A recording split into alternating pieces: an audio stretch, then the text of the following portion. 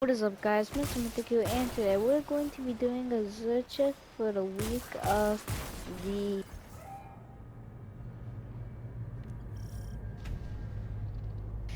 the 23rd to the 26th. And real quickly, before we get in, be sure to like, subscribe, and sorry for not posting that much and for the late upload. But let's get right in.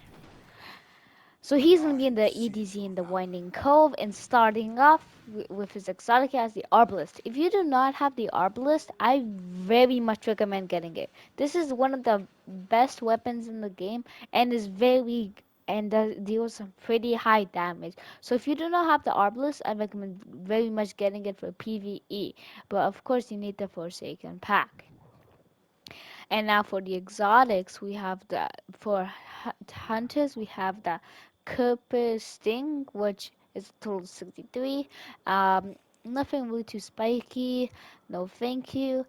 But we have the MK dot 44 stand asides. Total 68. That's a lot, and so I mean, it is pretty good for like total 68, but stats aren't the greatest. But still, I recommend getting it. And now we have the Cardstein armlets with a total of 67, with a lot of recovery. If you're a warlock, you should definitely get this if you have like a melee based build. But moving on to our legendary weapons, we have the True Prophecy of Field Prep Elemental Capacitor. No, thank you.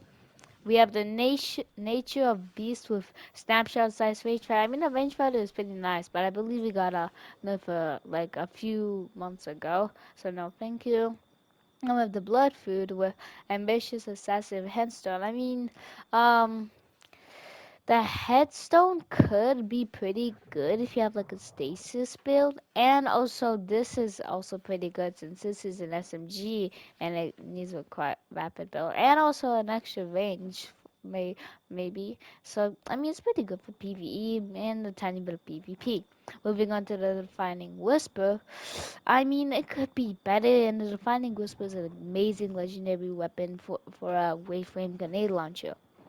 But let's move on to the Soul Survivor of Eddie, Current, and Frenzy. No, thank you. Seven Save Saw with auto loading holster opening shot. Uh, I mean, auto loading holster. No, thank you. But opening shot also no, thank you. And now we have the bumper tonight with Chill Chip and the Demolitionist. I mean, Chill Trip is pretty good on this weapon. It can kind of like bit of a slow target, slow target, so there's like champions and stuff. So this is pretty good if you don't have like a good rocket launcher. So I recommend getting it. Let's see how Hawkmoon with Killing Wind. That's all good. No, moving on to our armor, we have the 81% set, and for starting with the goggles for hunters with a lot of resale and strength there, and totals 54.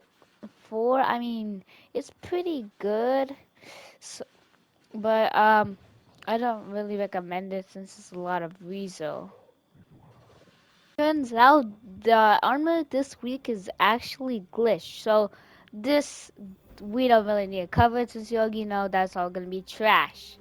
But but that's really it for this video. So here's some starring here's some starring stuff. We have these two exotics are pretty good. Mostly this one with a bunch of recovery for warlocks. The best legendary weapon is the Bump of the Night. And the best exotic weapon between the Hawkmoon and the Arbalist is definitely gonna be the Arbalist. I hope you found this video helpful. Be sure to like, subscribe, and goodbye.